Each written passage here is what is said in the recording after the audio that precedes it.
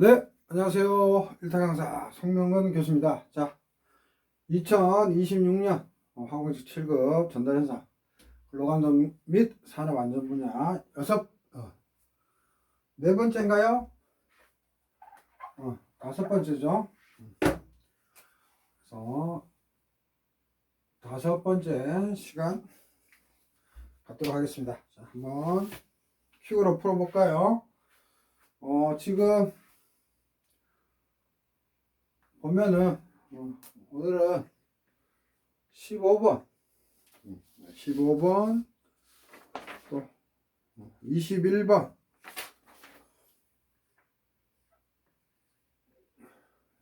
15번 21번 그 다음 23 24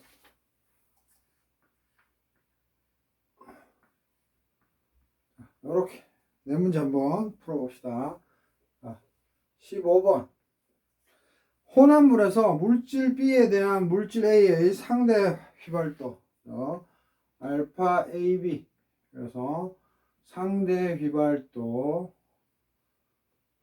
또는 상대 한자로 상대적이를 할 때 비휘발도 뭐 지금 이런 말이 잘 안 쓰지만 동의해요. 하여튼 대한 설명을 옳지 않은 것은 단 액체와 기체는 이상용액과 이상기체로 가정한다.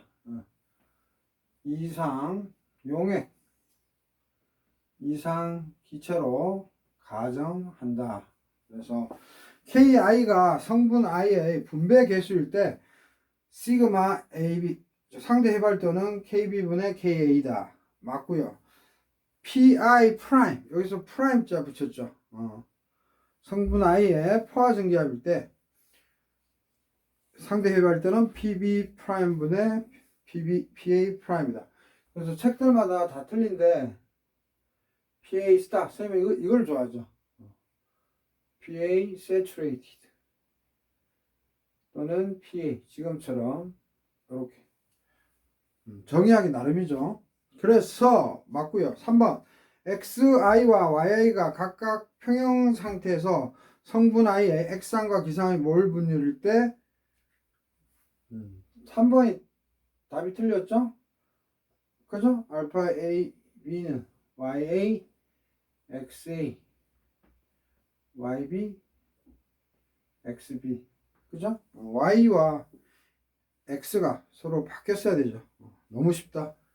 4번 상대 휘발도가 클수록 두 물질의 혼합물을 증류로 분류하기 위한 최소 이론 단수는 감소한다. 그러니까 이론적인 단수가 있을 거 아니야? 근데 상대 휘발도가 크다는 거는 A와 B의 차이가 저비점과 고비점 성분의 휘발하는 정도가 그거 비교하는 게 상대 휘발도잖아요. 그러니까 값이 클수록 당연히 분리하기가 쉽고 분리를 잘하니까 분리를 못할수록 우리가 뭐예요? 단수를 많이 넣죠. 분리를 잘 해내니까 최소 어떤 이론 단수는 감소한다. 당연한 거죠. 그래서 정답은 3번이고 이거는 뭐 백그라운드 없이도 그냥 수식 암기하셨으면 다 맞췄을 텐데 그죠? 다 맞췄을 텐데 쌤이 좀 본질적인 거 너무 많이 써놨네. 본질적인 거를 좀 다룰까 해요. 그래서 본질적인 거 이렇게 하고 원래는 여러분들 그 휘발도는 식이 없어요. 원래는 그러니까 지 혼자 있을 때 휘발도 있죠. 원래는 식이 없어요. 원래는 식이 없다. 그거 기억하시고 그래서 원래는 식이 없는데 뭐를 쓰냐면 뭐 어떤 책은 스몰 ki를 쓰기도 해요. 근데 우리 보통 연력하기든 대부분 좀 라지 k를 쓰니까 이렇게 쓸게요. 그래서 얘를 휘발도 원래는 없어요. 휘발도 K라고 해서 이제 I는 I 성분이죠. 그래서 원래는 없는데 어떻게 만들어냈냐면 휘발도 K 해가지고 성분 하나의 기상 선호도의 그러니까 성분 하나만 있을 때 얘가 X상에 있다가 이렇게 기화하려는 기상 선호도를 휘발도라 그래요. 그래서 좀 이따 이거 설명할 텐데 얘는 여러분들 원래는 휘발도가 아니에요. 근데 요것만 하고 말겠습니다. 휘발도는 원래는 없어. 기호로 없는데 KI 또는 K인데 억지로 껴 맞춘 건데 이게 뭐예요? 성분 하나, 지원자 있을 때 성분 하나의 기상, 즉 기상, 기체로 되는 기상 선호도, 요게 핵심이고요. 요게 혼자 있는 거고, 지원자 성분 컴포넌트 하나. 상대 휘발도는 뭐예요? 알파스죠. 그래서 이렇게 AB. 상대 휘발도는 두 성분 간 분리 난이도. 이게 그냥 우리가 솔직히 까놓고 얘기하면 두 성분 간의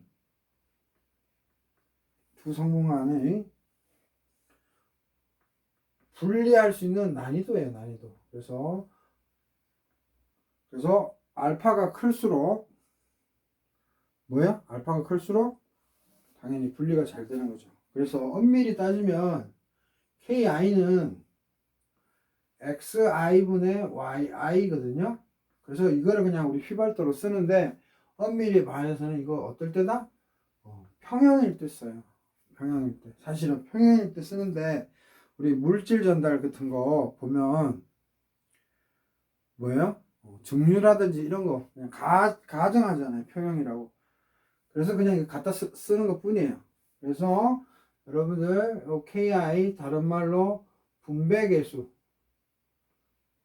또는 다른 책에서는 분포계수 이렇게 많이 들었을 거예요. 또는 K value, K 값, 그죠? 다 같은 말이에요.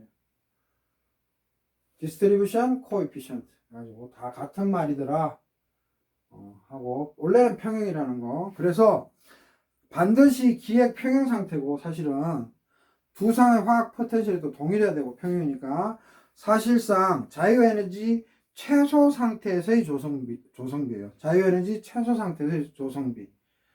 엄밀히 말하면. 그리고 만약에 비평형이면 뭐래요? 비평형이면 물질 이동 중 조성이 계속 변화하겠죠.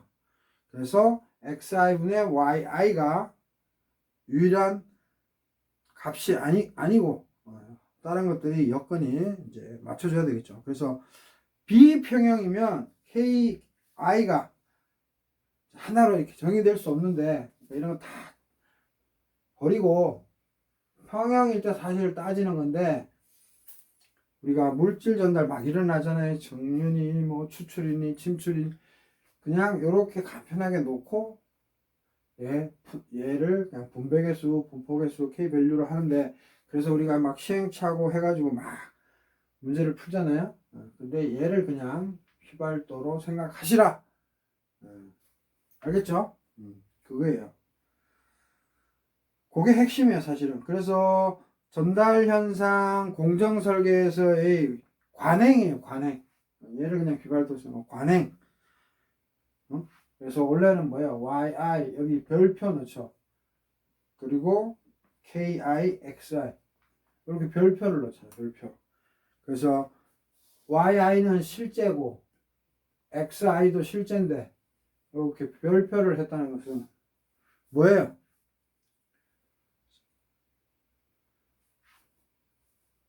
요거는 평형일 때, 요거는 평형일 때 표현이죠. XI, YI 이런 건 실제고, 그래서 가정한 거예요, 가정. 그래서 KI가 현재 조건에서 도달하려는 평형값. 그래서 요식만 보세요. S타임은 현재 조건에서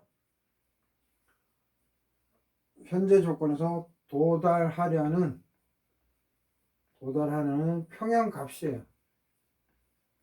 현재 조건에서 그러니까 도달하는 평형값이니까 가정이죠, 가정. 현재 조건에서 도달하려는 도달이 된 게 아니고 평형이 된 게 아니고 하려는 평형값이. 그래서 우리가 요걸 가지고 이제 문제 풀고 하는데, 그래서 원래는 평형이지만, 그러니까 핵심은 평형이지만 평형이 아닐 때도 그냥 써라, 휘발도로. 그 말이에요. 다 잊어버리시면 되고 그냥 KI를 휘발도로 보시면 돼요. 요거를 먼저 본 다음에 휘발도의 개념 쓸 때 이렇게 KI를 휘발도로 쓰시면 돼요. 그래서 따로 휘발도 식은 없습니다. 자, 그래서 분배 계수는 얘는 원칙적으로 기획평형에서 정의되는 값이다. 그래서 다만 비평형 물질 전달 문제에서는 실제 조성이 아니라 도달해야 할 평형 조성을 계산하기 위해, 즉 다시 말해서 실제 조성이 아니라 도달해야 할 평형 조성, yi가 아니라 yi 스타, 도달해야 할 평형 조성을 계산하기 위해 평형 분배 계수를 사용한 뿐이에요. 그래서 다시 정리하면 하여튼 휘발도 식은, 기호나 식은 없는데 KI를 갖다 쓴다. 요거만 기억하시면 되고, 이제 나머지 가지고 이제 어떻게 정해요? 그래서 알파 AB는 소문자 써도 되고 대문자 써도 되는데, 이제 소문자 대문자 씁시다. KB분의 KA고, 그죠? 맞죠? 우리가 어떻게 정리하면 제일 빠르나? 그래서 선생님 또 적어놨네요. 휘발도는 물질이 얼마나 쉽게 기체상으로 이동하려는 성질, 그죠? 그래서 이 말은 휘발도 쓸 때는 그냥 XI분의 YI 쓰라는 거죠. 이거 쓰라는 거예요. 그죠? 그래서 퀵으로 쓰면, 그러니까 B 휘발도 대비 A 휘발도니까 휘발도라고 이해하라 그랬죠. 그래서 YA XA, B죠, B. YA XA가 되는 거고, right? 되는 거고, 여기서 여러분들 PA는 YAP, PA 스타 XA인데, 여기다 그냥 쓸까요? PA는 YAP, 그 다음에 PA 스타 XA. 뭐 순서 바꿔도 상관은 없는데, 요게 상수 슬로프로 이해될 때가 많으니까 선생님 이렇게 쓰는 것 뿐입니다. 그래서 요게 무슨 법칙이에요? 돌턴의 분화 법칙에서 나온 거고, 요렇게는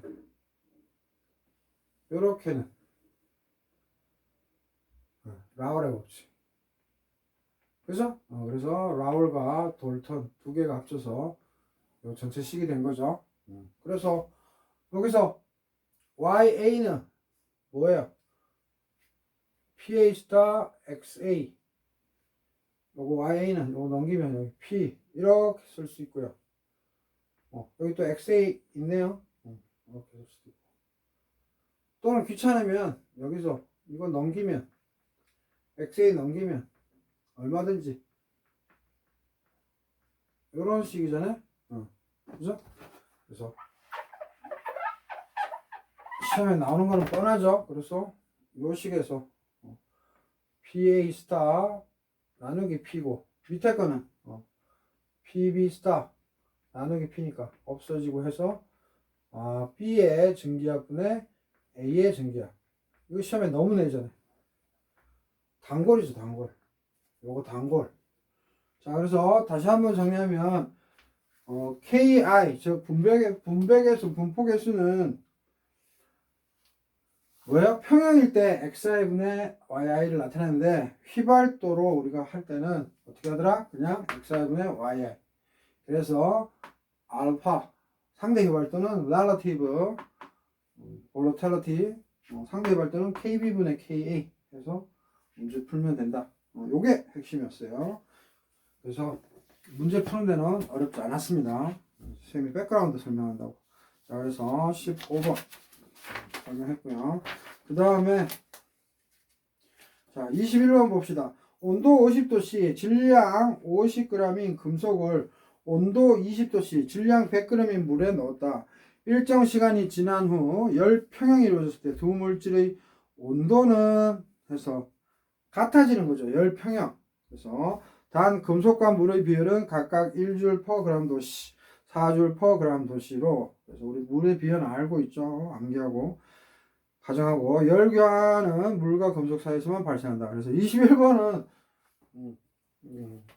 7급 공무원 시험 중에 7급 공무원 시험 중에 뭐예요? 기계직이나 토목 건축은 뭐예요? 화학계론을 안 치고 물리학계론을 치죠. 그죠? 거기에 7급 물리학계론 시험에 가끔 등장하고, 그 다음에 또 물리치는 국어 과목 있죠. 거기에서 등장하는 점수 주는 문제죠. 그리고 우리 화공기사에서도 아주 예전 버전으로 등장하는 거고. 그래서 21번은 문제도 아니었죠. 점수 주려고 된 거예요. 그래서 21번은 이 금속이 있고요. 그래서 얘가 56도씨, 그 다음 질량 50g 이 금속을 물에 넣었대요.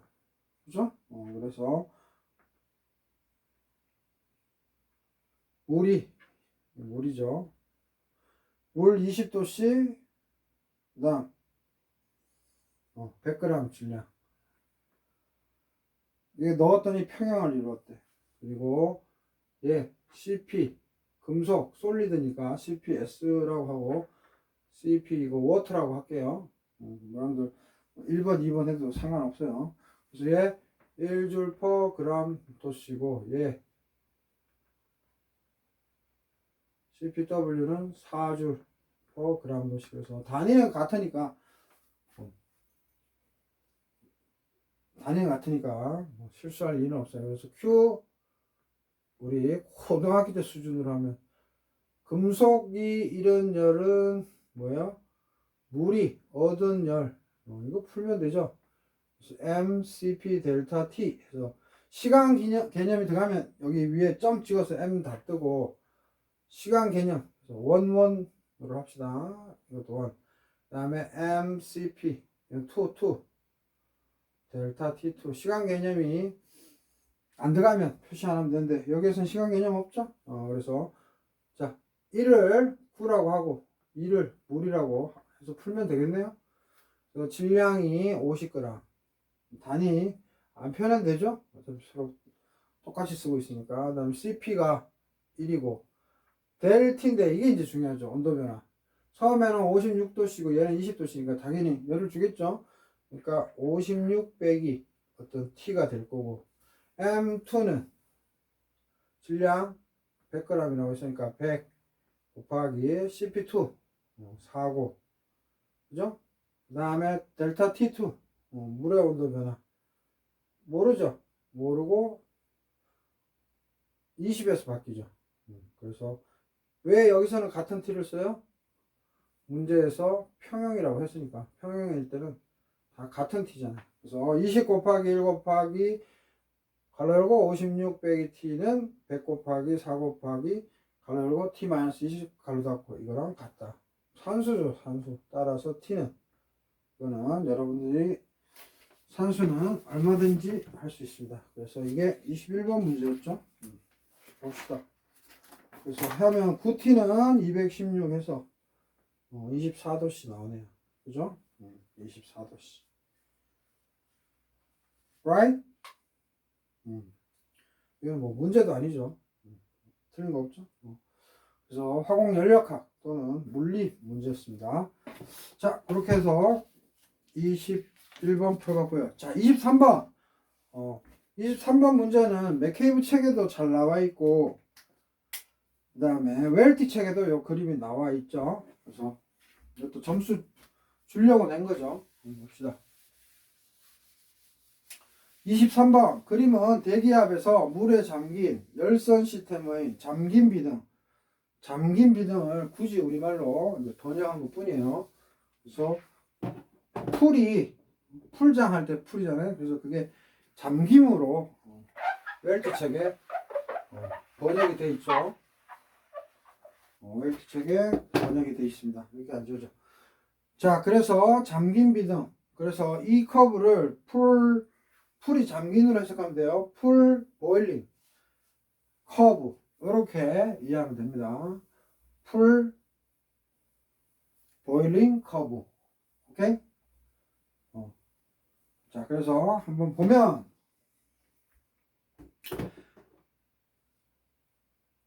영역과 비등 형태를 바르게 짝지은 것은 Q 닷트는 열 표면에서의 열 플럭스. 그래서 그냥 Q면 줄 퍼 세컨인데 점을 찍어서 밑에 단위 면적이 들어간 거예요. 의미상. 그 다음 델티는 열선 표면 온도고 에서 포화수 온도. 그래서 요 의미만 좀 짚고 넘어가겠습니다. 그래서 그림을 이렇게 보면 이제 값이 너무 클 때는 로그를 정의할 수 있어요. 그래서 Q 닷트인데 요거 히터 플럭스예요. 히터 플럭스. 히트 플럭스고 여기 델티인데 뭐 도 F, 도 C 이런 거는 큰 의미가 없고요. 어차피 델타 T라. 그래서 이 말은 TW 플러스 뭐 T 플루이드라고 이해하면 돼요. 뭔 소린가 하면 예전에 쌤이 냄비로 쌤이 설명을 많이 했는데 이번에 그냥 우리가 수준 다 아니까 어떤 가열 용기가 있으면 막 불 때운다 이거죠. 불 때운다? 네, 불 뺍시다. 빼고 여기에 장비를 이렇게 열선을 해놔요. 그래서 장비로 뭐 전기 걸었겠죠. 그러면 뭔가 하면 포화수라고 했잖아요. 이렇게 잠겨 있다고 치면 이제 장비를 이쁘게 만들었겠죠. 그러면 여기에 포화수가 있어요. 그러면 얘를 그냥 100도씨 물로 이해하면 돼요. 그래서 여기 전기 있잖아요. 전기선. 여기에 뭐 마이너스 플러스 마이너스 또는 마이너스 플러스 해서 얘 100도씨보다 더 높이는 거예요. 계속 100도씨 이상으로. 그게 바로 T월이에요. 즉 전선의 벽이다 해서 전선이 있으면 그 표면이 벽이잖아요. 쉽게 말하면 전선이 있더라도 그 스킨 그거 의미예요. 그래서 얘를 쉽게 이해하면 100도씨 이상 올리는 거고 T 플루이드는 포화수예요. 그러니까 얘는 무조건 100도씨로 이해하시면 돼요. 그래서 얘를 계속 올려서 100도씨 이상으로 올려야지 델타 T가 0보다 클 거 아니에요. 그래서 계속 올려서 그 성능을 보는 거예요. 그 특성들을 보고 이제 우리가 다른 어페러터스 즉 장치에 열 전달 관련돼서 이제 하는 거죠. 근데 이 요번 시험 그림은 사실은 그 웰티 책과 맥케브 책이 약간 짬뽕 되게끔 시험을 그림을 그렸는데 1이고 잘 보세요. 이게 100이고 로고예요. 이쪽도 X축도 이게 뭐예요? 100이고 그 다음 1000이잖아요. 1, 10, 100, 1000 그죠? 그래서 일단은 꺼 보겠습니다. 10이고 100이고 이렇게 1000인데 출제위원이 어떻게 그림을 구성했냐면 출제위원이 여기 보시면 100에다가 줄을 안 긋고 여기 조금 이쪽에다 긋었죠? 그거를 조심하면 돼요. 그리고 또 요거랑 딱 대칭되게 요만큼 점선이 하나 있고요. 맞아요? 요거랑 딱 대칭되는 그런 레인지만큼. 그래서 요거 지울게요. 그래 여러분들 헷갈리니까. 이렇게 출제위원이 던져줬어요. 오케이? 이렇게 던져주고 그림을 어떻게 그리냐면 요 정도. 그래서 이렇게 온 다음에 또 요 정도. 그죠? 10과 100 사이로 쭉 올라가서 그다음 여기 정도, 그죠?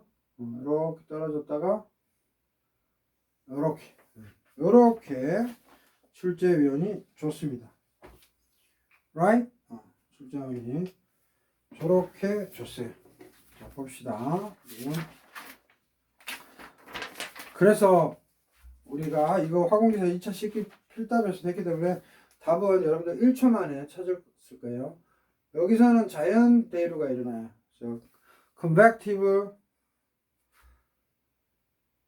natural convective. 자연 대류를 natural convective라고도 하고 free convective라고도 하죠. 명사형을 쓰면 free conduction, conduction이자 free convection 또는 natural convection. 그래서 자연 대류는 여기서 가열이 되니까 이렇게 유체들이 이렇게 움직이는 걸 자연 대류라고 하는 것 뿐이고요. 여기서 이제 뭐야? 핵비등이 일어나죠? 그래서 핵비등의 핵심은 뭐예요? 선생님, 예전에는 여기서 설명을 다 했는데, 이렇게 불을 뗀다 뭐 했는데, 이제는 수준이 올라갔으니까, 그냥 과학적으로 얘기합시다. 정리를 중간쯤 해가지고. 그래서, 핵비등은 뭐예요? 웰티 책에서는 두 개로 분리했죠. 이렇게. 요만큼하고 요만큼. 근데 이거 뭐 다 같은 거예요. 본질은 뭐다? 기포 발생이 되는 거예요. 어디서? 여기에서 기포방울이 발생되는 거예요. 그래서 핵비등하면 기포 발생이 키포인트예요. 키포인트. 그런 거고, 그 다음에 전이비등에서는 뭐예요? 전이비등은 여러분들 여기 열선에 막 열이 가해지는데 이게 기포가 있는데 이렇게 빵빵 뚫려 있는 거. 전선이 있으면 이렇게 막 가지런히 있으면 좋은데 이게 비어 있단 말이야. 그러면 지멋대로 기포가 막 나오겠죠. 그래서 요거 전이비등. 그죠? 그래서 최대점. 뭐라 그래요? 최대점 전문 용어로 피크 플럭스 또는 번아웃 포인트, 맥시멈 플럭스 for nucleate boiling 해가지고 피크 플럭스, 번아웃 플럭스, 아니 번아웃 포인트, 맥시멈 플럭스 이렇게 쓰는 거고, 요지죠. 제일 내려한 지점.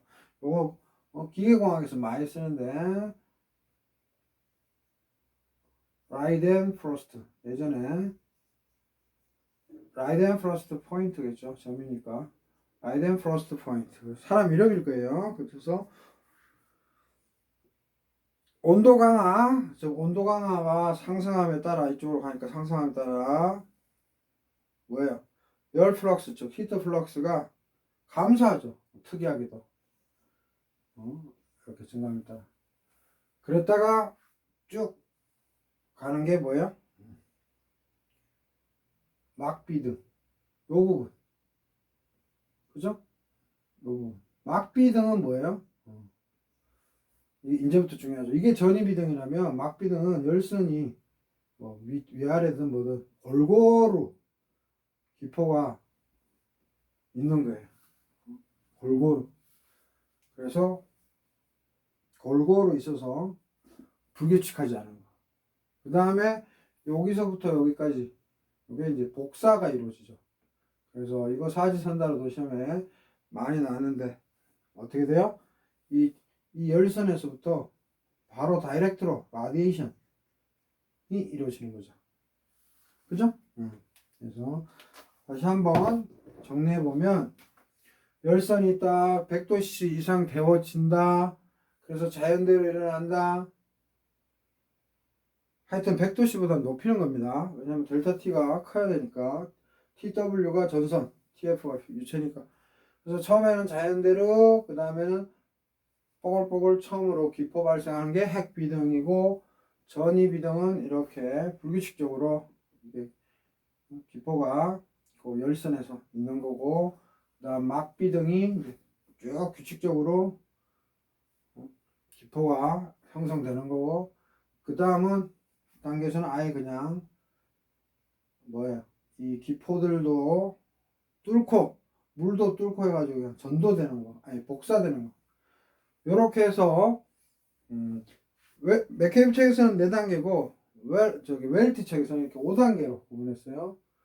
네, 숫자로 할게요. 1단계, 그 다음에 핵비등 2단계, 전이비등 3단계, 요 구간, 막비등 4단계, 복사까지 5단계로.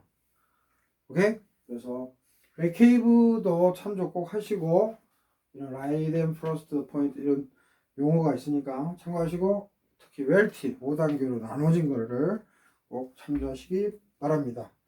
그래서 23번 풀었고요. 마지막 24번 문제 풀고 끝내겠습니다. 이건 뭐예요, 이거? 24번은? 무차원수.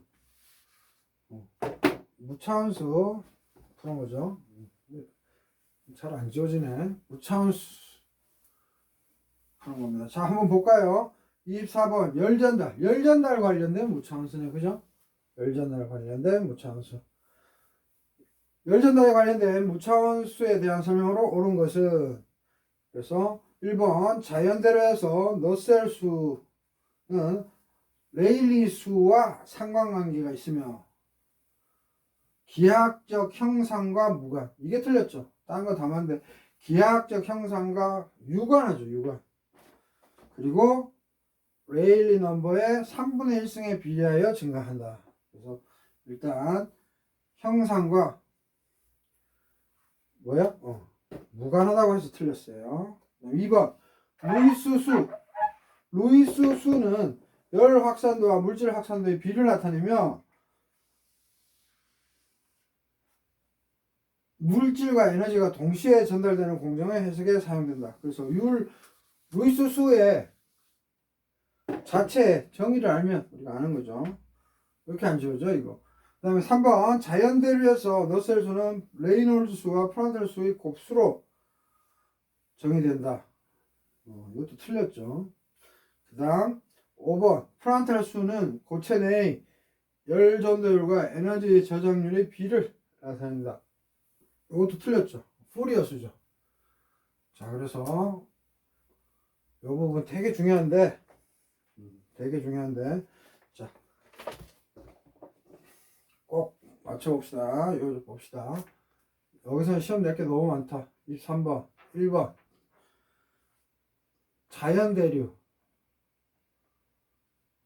자연대류래요. 그 다음 너셀 수는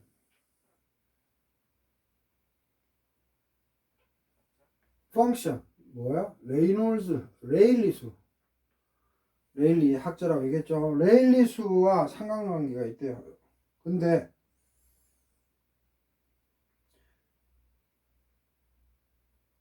그런데 뭐예요?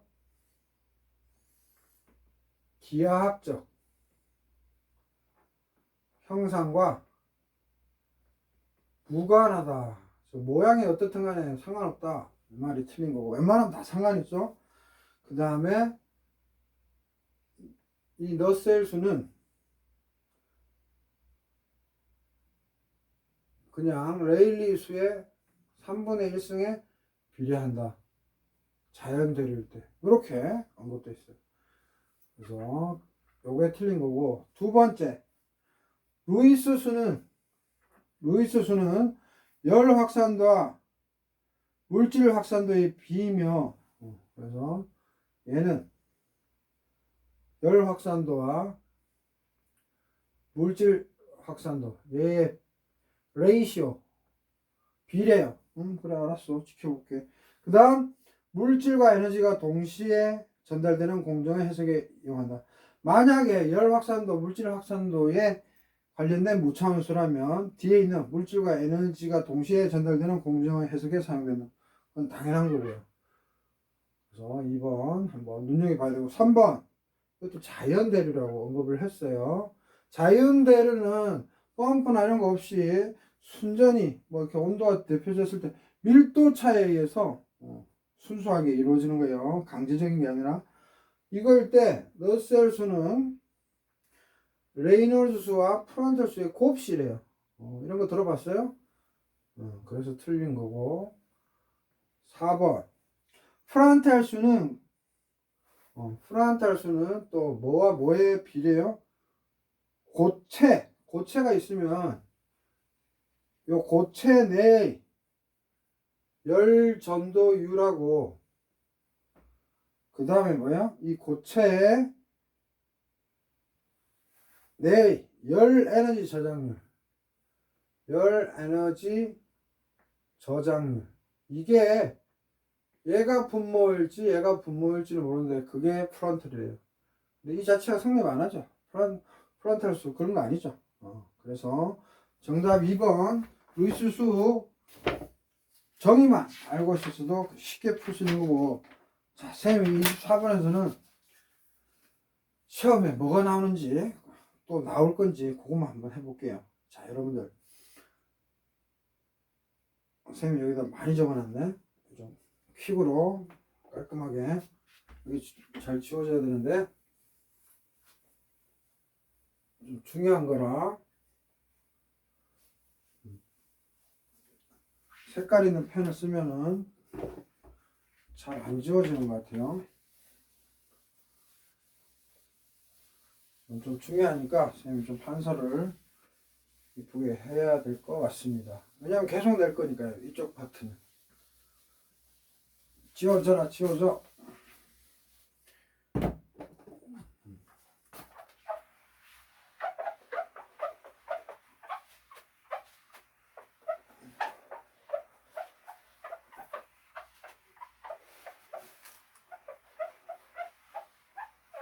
자, 요 정도 해서 쌤이 아주 집중해서 한번 써볼게요. 자, 잘 보세요. 너무 잘 냅니다. 자, 24번.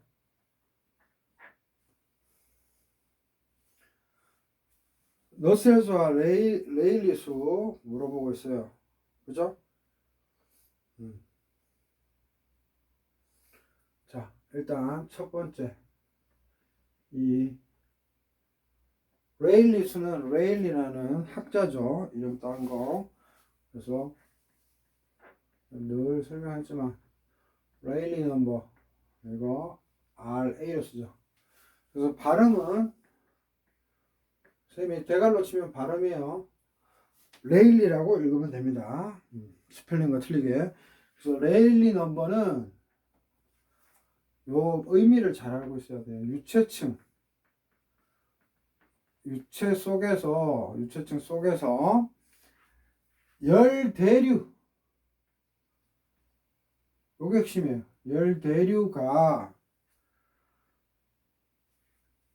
열대류가 일어나는지 여부를 결정하기 위해서 도입이 됐어요. 뭐라고요? 유체층 속에서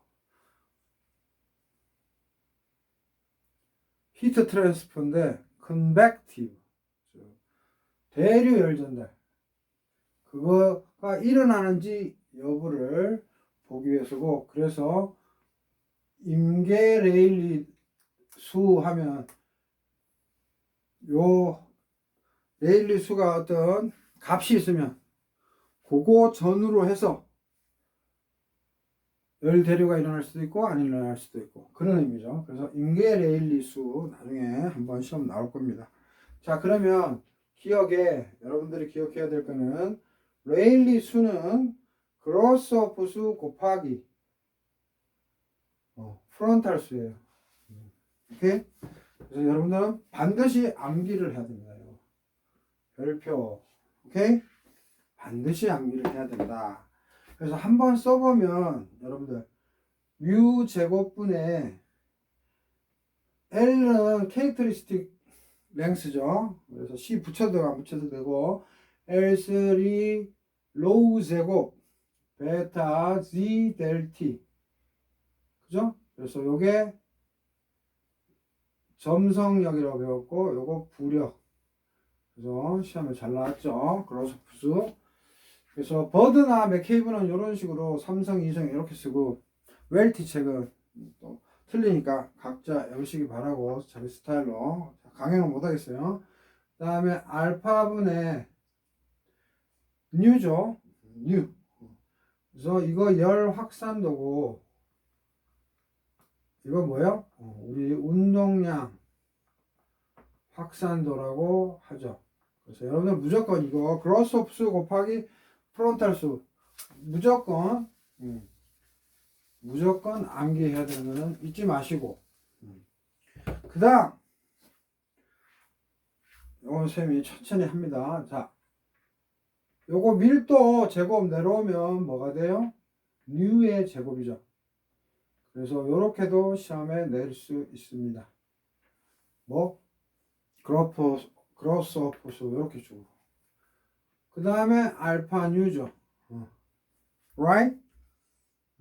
그러면 뉴 하나씩 없어져서 또 시험이 어떻게 되냐면 뉴 알파 L 3승 베타 G 델 T 이렇게 시험에 낼 수도 있어요. 그래서 L은 D랑 같고 LC라고 써도 되고 특성 길이니까 그죠?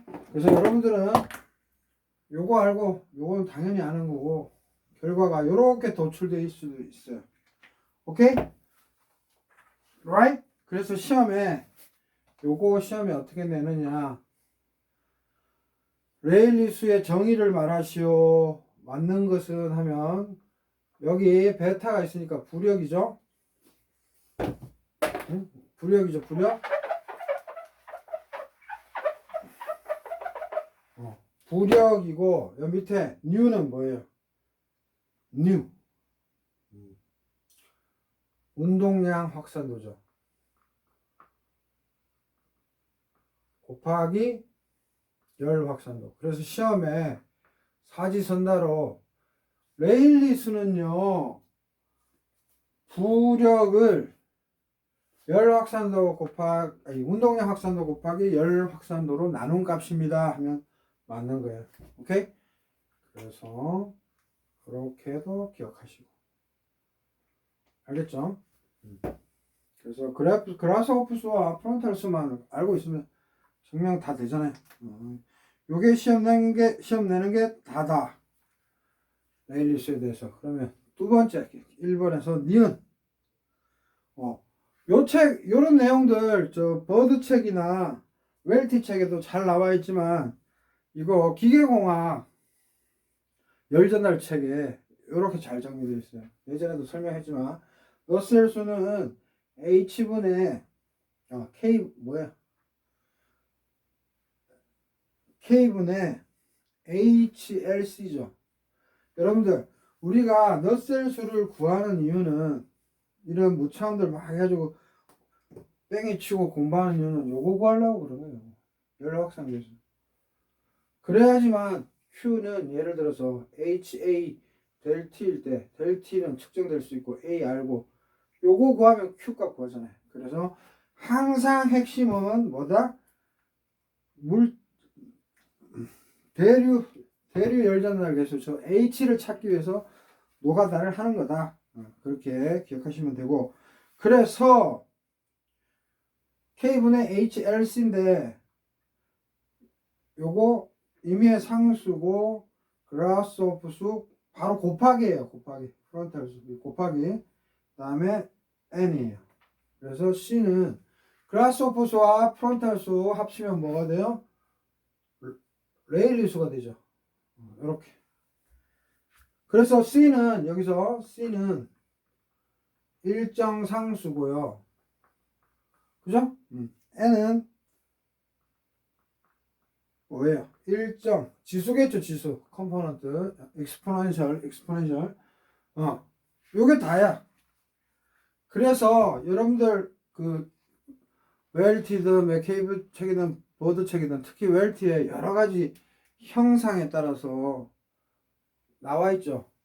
여러 가지 뭐 원통 또는 수직 원통, 수평 원통, 평판 요식은 무조건 외워야 돼. 무조건 외워야 돼요. 그래서 이렇게 이쁘게 정리된 게, 즉 다시 말해서 이렇게 이쁘게 정리된 게 이제 기계공학 유치학하게 잘 나와 있고요.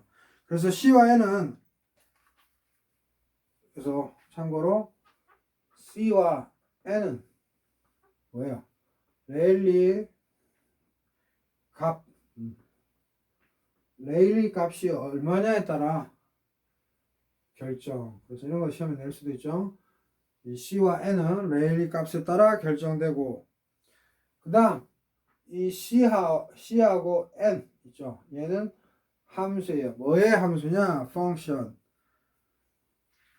geometry of the surface니까 뭐예요? 표면에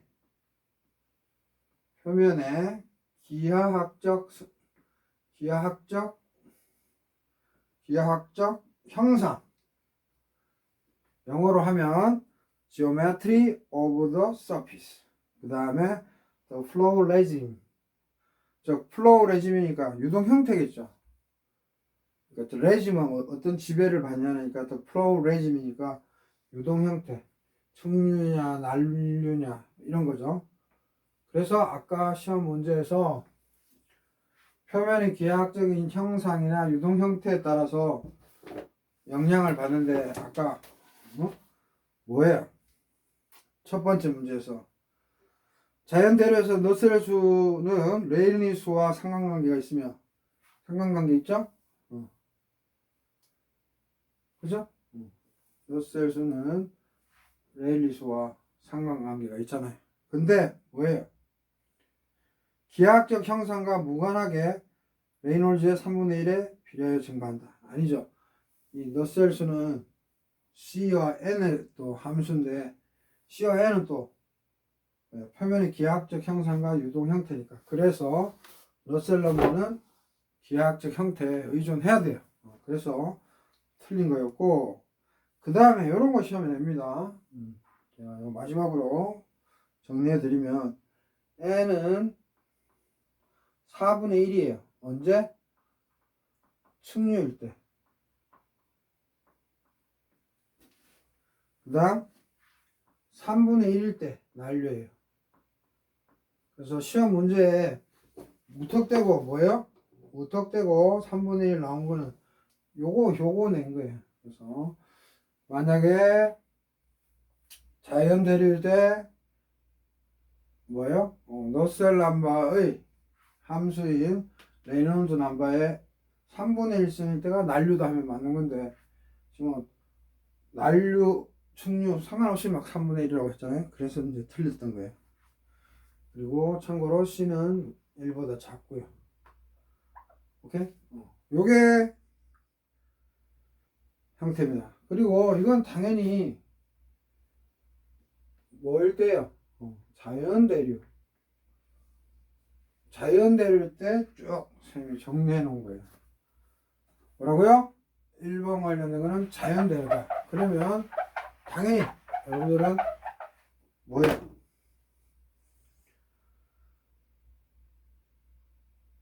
요게 기억, 니언이고.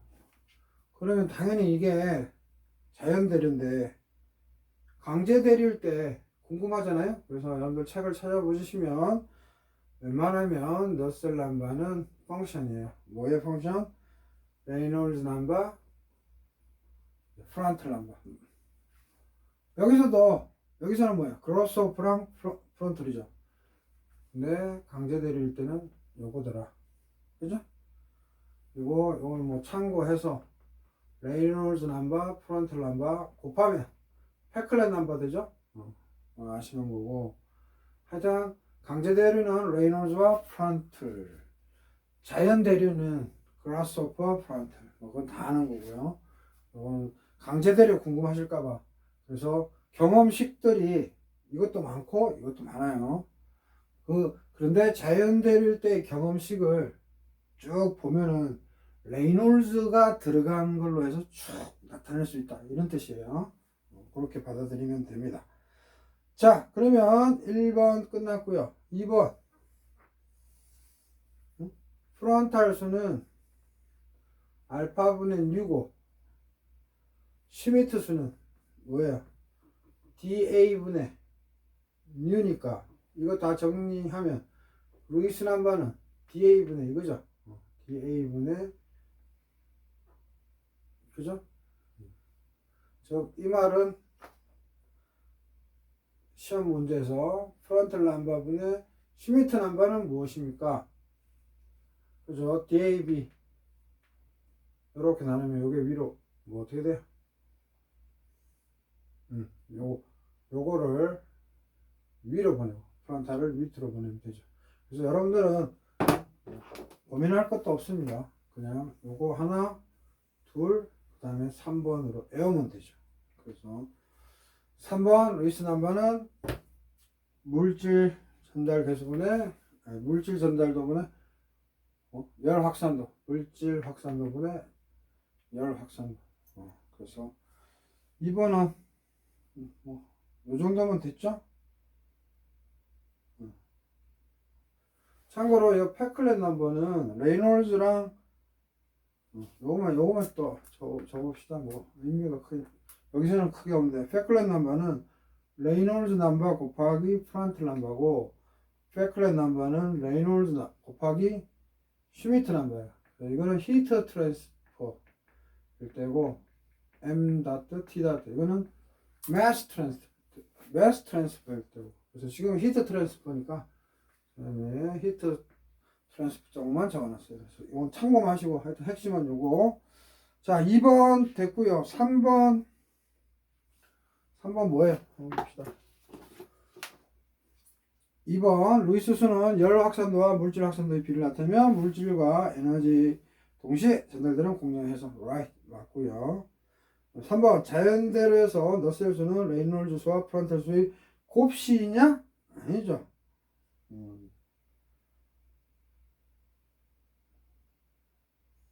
그렇죠. 그래서 틀린 거죠. 자연대로에서 레이놀즈 수와 프란탈 수. 자, 3번 볼까요? 3번.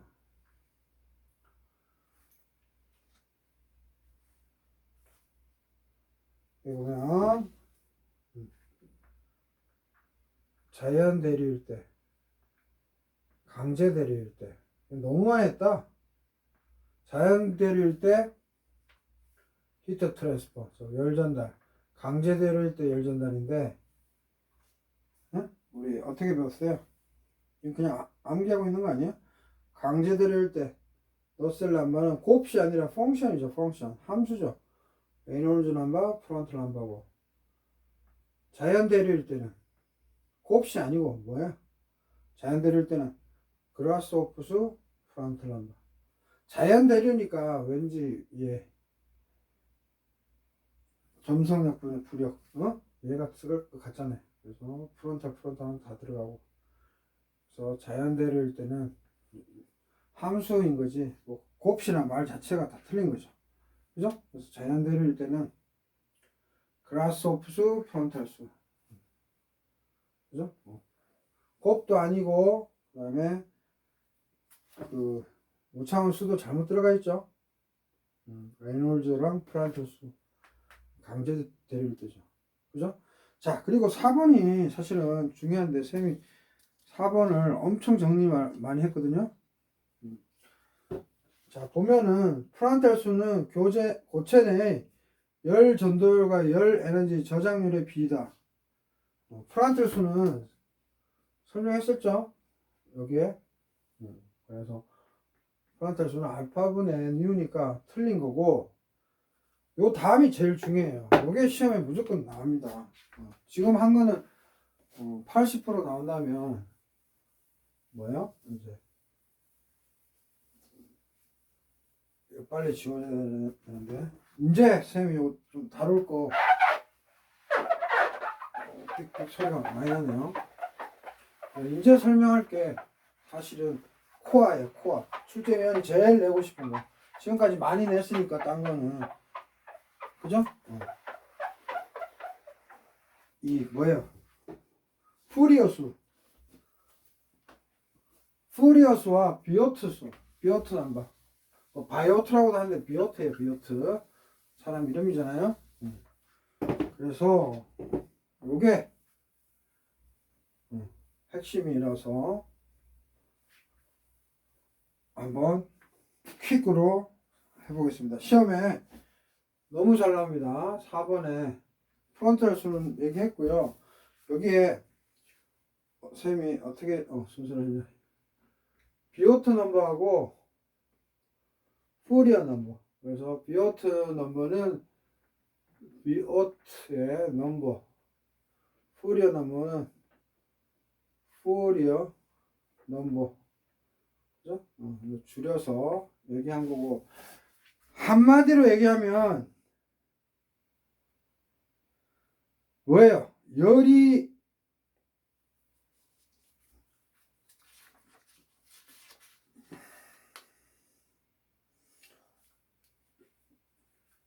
한마디로 얘기하면, 쉽게 얘기하면 여기 구가 있고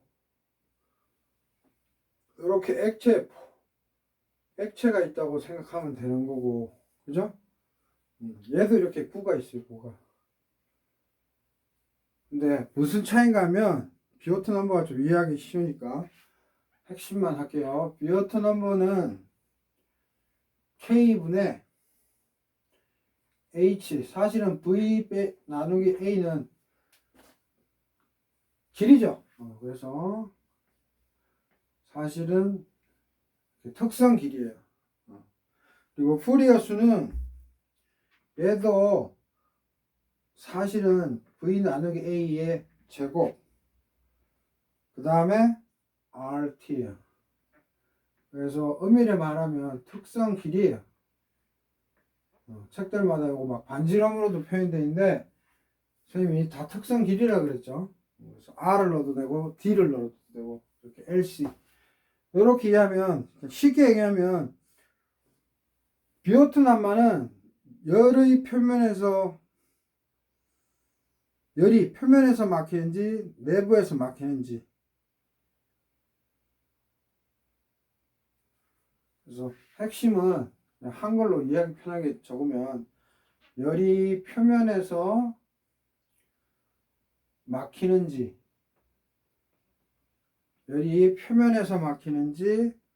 내부에서 막히는지 요거 보는 지표예요.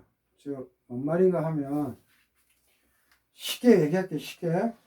자, 여기 유체가 있고 구가 있는데, 솔리드 이 안에서 나갈 수도 있고 들어올 수도 있죠. 예를 들어서 이쪽이 더 뜨겁다 하면 이렇게 들어와서 이렇게 중심으로 갈 거 아니에요? 그러면 열이 요 표면에서 막히는지 아니면 요 내부에서 막히는지, 이 소리는 유체의 열이 여기가 높다면 9까지 와서 9에서 중심까지 오잖아요. 그러면 이 9는 만약에 금속이라 생각하고 같은 고체면 여기는 뭐야? 전도 열 저항이 있을 거 아니야. 그 다음에 이 부분에는 대류 열 저항이 있을 거 아니야. 저항으로 설명을 해볼게요. 그러면 전도 열 저항이 무지 세다 이러면 뭐야? 이 겉에서부터 중심까지 온도가 이동 안 하죠. 그러면 뭐예요?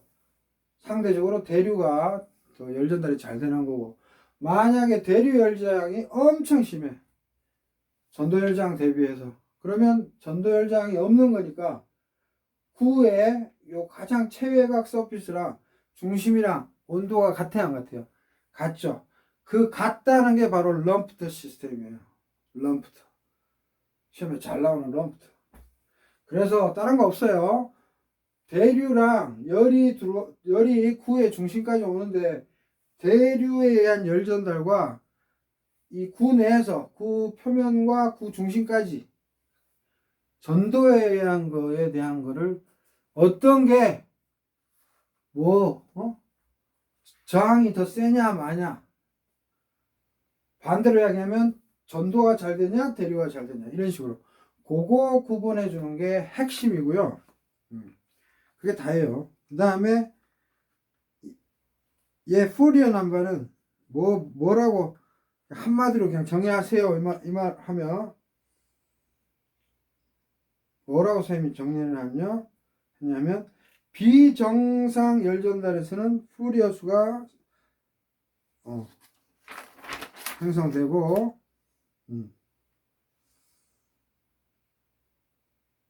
그래서 요거를 좀 학문적으로 얘기하면 고체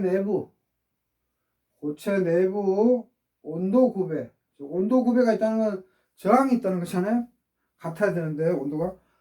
고체 내부 온도 구배가 존재하냐 안 하냐. 존재하지 않는다면은 요거 다 똑같은 온도입니다 해서 우리가 럼프트 시스템 가잖아요. 그런 거고. 이 포리어 남바는 뭐예요? 시간이 충분했는가? 시간이. 그래서 요거는 마음이 급하니까 이거 다 설명을 못 하겠네. 비정상 열전달에서. 참고로 얘는 시간 개념 없지만 얘는 시간 개념 들어가요. 그래서 비정상 열전달에서는 푸리어 수가 사용된다. 그래서 시험에 두 개 섞어 놓고 낸다 이거죠. 그죠? 시험에. 그래서 한 번 더 좀 정리를 사부작 해보면, 일단 비오트 넘버부터. 선생님이 마음이 급하니까 이것도 잘 지워지지도 않고 그래도 무조건 설명을 꼭 해야 되는 부분이라 이거 좀 양해 바랍니다. 칠판에서 하면 화면 하나를 다 써도 되는데. 자, 그래서 하나씩 키포인트만 잡으면은 비오트 넘버는 그래서 이렇게 쓸 수 있고요. 그래서 external convection, 여기서 그러면 여러분들 H 내려오면 이렇게 쓸 수 있고, 원래 K분의 어떤 길이면 전도저항이죠.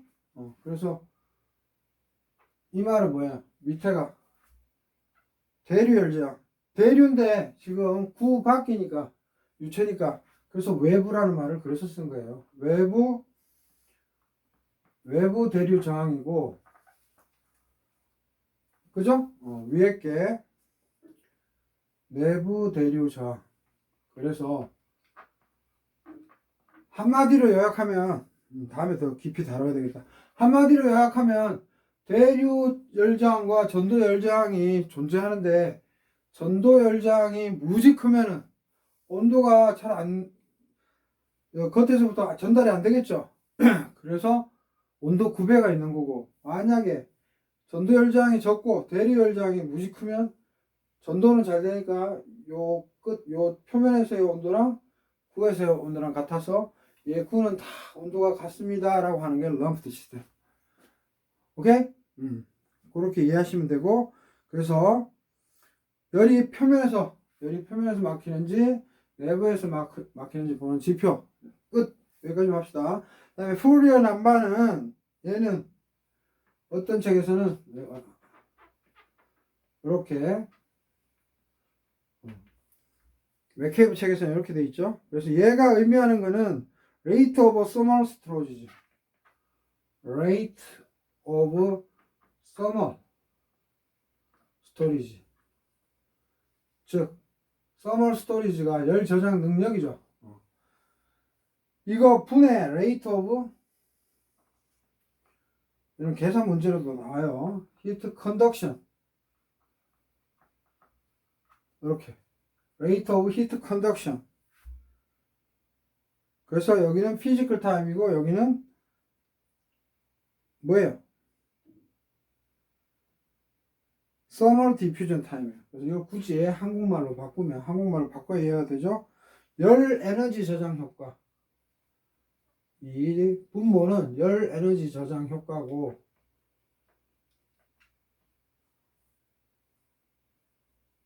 분자는 열 전도율이에요. 즉 얘는 구 가지고 장난치는 거예요. 여기 구가 있다 치면 열이 막 전도가 될 거 아니에요. 이거랑 이 구가 우리가 CP 해서 정합 연료량처럼 저장 효과, 그러니까 여기 있는 물질들이 얼마나 캐파가 되냐. 캐파시티의 줄임말이 캐파잖아요. 캐파. 그래서 이 구가, 고체가 열을 에너지를 저장하는 것과 전도하는 것. 그래서 열 전도를 잘한다 하면 얘가 예를 들어서 그 표면부터 중심까지 이렇게 갈 수도 있고, 여기 열이 제일 높으면, 온도가 높으면 이렇게 반대로 갈 수도 있는데, 저장 대비해서 얘 캐파 대비해서 열이 전도가 많이 되면 프리우스가 큰 거고, 전도 대비 저장 효과가 더 크면 프리우스는 작은 거죠. 그래서 얘를 한번 보면은, 푸리어 넘버는 무차원 시간을 나타내는 매개 변수예요. 당연히 무차원인 거고 시간 개념이 있다는 거죠. 그래서 고체 내부에서 열이 전도되는 능력과 열이 저장되는 능력의 상대적 크기를 나타내는 무차원수. 그래서 요 말을 또 equal, 다른 말로 쉽게 표현하면, 물체가, 한글로 해야지 이해가 편하죠. 물체가 열을 지가 저장해, 전달해 주지 않고, 물체가 열을 저장하여 버티는 능력. 그래서 물은 잘 버티죠, 모래보다. 그런 의미예요. 물체가 열을 저장하여 버티는 능력 분에 열이 퍼진 시간. 이런 식으로도 설명을 해요. 그래서 푸리어스는 비정상 상태예요. 그래서 푸리어스를 사용한다. 그래서 쌤이 써놓은 것 중에 푸리어스만 한번 읽어볼게요. 그래서 푸리어스는 열이 얼마나 퍼졌나를 묻는 건데, 시간 변수예요. 여기 타임 들어가죠, 타임. 그래서 꼭 명심하시고, 그래서 이런 거는 문제를 한번 풀어봐야지 잘합니다. 다음에 한번 풀어드릴게요. 그래서 열이 내부까지 퍼질 만큼 시간이 흘렀는가. 그러니까 열이 나올 수도 있고 들어갈 수도 있는데, 이렇게 내부까지 들어갈 만큼 시간이 흘렀어요. 즉, 이 말은 열이 확산된 정도죠. 짧은 시간 내에 퍼지면, 열이 퍼지는 시간이 짧아지니까 캐파보다 더 좋은 거고, 이게 한참 걸렸다, 시간이. 캐파보다. 그러면은 뭐예요? 그렇게 평가하는 거죠. 그래서 다시 한번 읽어보면, 그냥 이 말도 되고, 푸리어스는 열이 확산된 정도, 열이 확산된 정도인데, 푸리어스가 크면 내부 온도가 점점 균일. 그래서 하나 더. 푸리어스가 점점 커지면 뭐다? 내부 온도가 점점 균일하다. 그죠? 푸리어스가 클수록 내부 온도가 점점 균일해지는데, 근데 뭘 묻더라? 타임, 시간. 비정상 상태니까 시간을 묻더라. 그죠? 그래서 푸리어 넘버가 1보다 무지 작으면, 그래서 이런 걸 여러분들이 실제로 문제를 풀어보지 않으면 감이 안 와요. 다음에 꼭 풀어야 되겠다. 여기다 적을게요. 푸리어 넘버가 1보다 무지 작을 경우가 있고, 푸리어 넘버가 1보다 무지 클 경우가 있는데, 그러니까 초기 열이 충분히 전달이 안 되는 거예요. 1보다 무지 작으면. 그래서 요게 초기 비정상 상태고,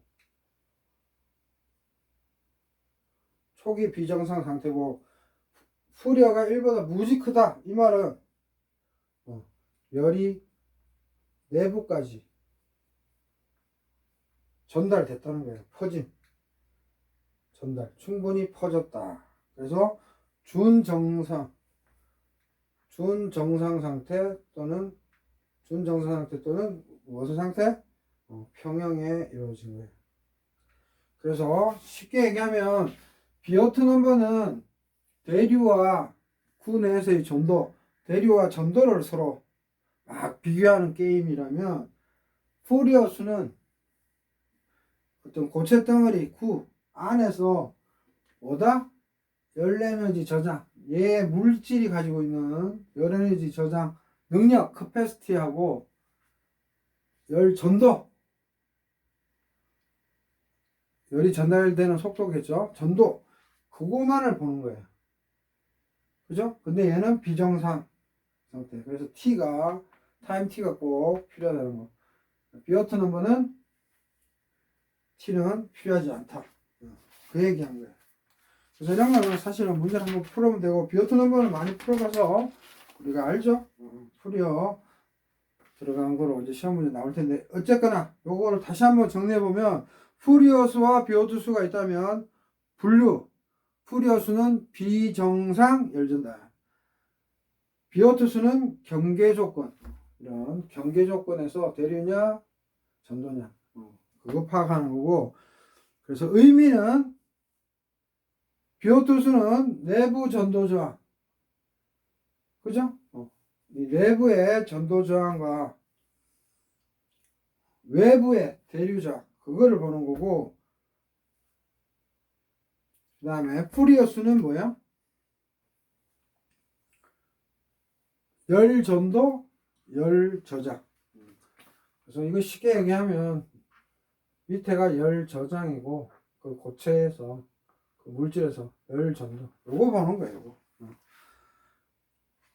됐죠?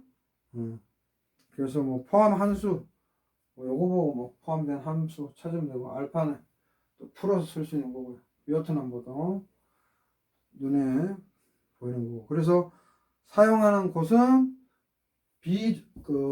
푸리어스는 비정상 전도에서, 비오트스는 럼프트 시스템. 이게 온도가 다 똑같은 거. 이거 가능 여부 판단이에요. 그죠? 그래서 시험 문제에서, 그래서 시험 문제로 다시 돌아가서, 이거 선생님 좀 천천히 판세해 좀 더 좋은데, 근데 다 필요 없고요. 열 전도율과 열 에너지 저장률.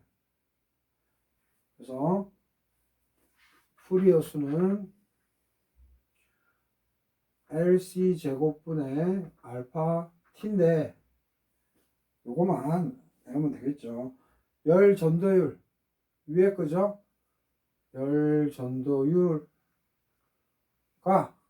그다음에 열 에너지 저장률, 요거를 보는 거예요. 요 두 개의 크기. 요거. 그래서 하나의 물질에서만 생각하면 돼요. 비오트수는 뭐만 생각하면 돼요? 유체가 있고 여기 고체가 있으면 여기 요거 보면 돼요. 외부 대류 저항분의 내부 대류 저항, 또는 말 바꾸면 이거 위로 올려서 외부 대류 전달, 말만 바꾸면 돼요. 올리고 이거 내리면 돼요. 내부 대류 전달. 맞아요? 이렇게 저항을 하면 외부 대류 저항이고, 내부 대류가 아니네요. 쏘리. 이상하다 했어. 내부 전도 저항. 그래서 이거 화살표만 바꾸면 되죠? 내부 대류 전달로 바꾸면 되죠? 이건 내부 전도 전달. 그래서 요거 아니면 요거로 암기하시면 돼요. 그래서 요거에서 이렇게 바꾸면 요거는 요거죠. 외부 대류 전달 밑에 내부 전도 전달. 요거를 한국어, 요거를 이렇게 저항으로 하면 이렇게 하는 거. 그래서 요게 다예요. 요게 다고 고체와 유체 끝. 푸리어는 뭐다? 그냥 고체 안에서 생각하라고 그랬죠. 그래서 요거 열 에너지 저장률분의 열 전도율, 요거만 기억하시고, 그런 문제는 문제 한번 풀어봐야 됩니다. 그래서 다음에 선생님 예제 문제 갖고 풀어보겠습니다. 7급에 나올 만한 거. 자, 이렇게 해서 좀 미진하지만 선생님 좀 시간이 있어서 쭉 다 써야 되는데 너무 왔다리 갔다리 했어요. 그래서 선생님이 외우라는 것만 핵심만 지켜보고, 비오트 넘버, 그 다음에 푸리어 넘버, 그쪽으로 이제 시험을 낼 겁니다. 왜냐하면 그쪽에 대한 개념이 여러분들이 약하다고 생각하기 때문에 출제위원은. 자, 여기까지만 하고 마치겠습니다. 수고하셨습니다.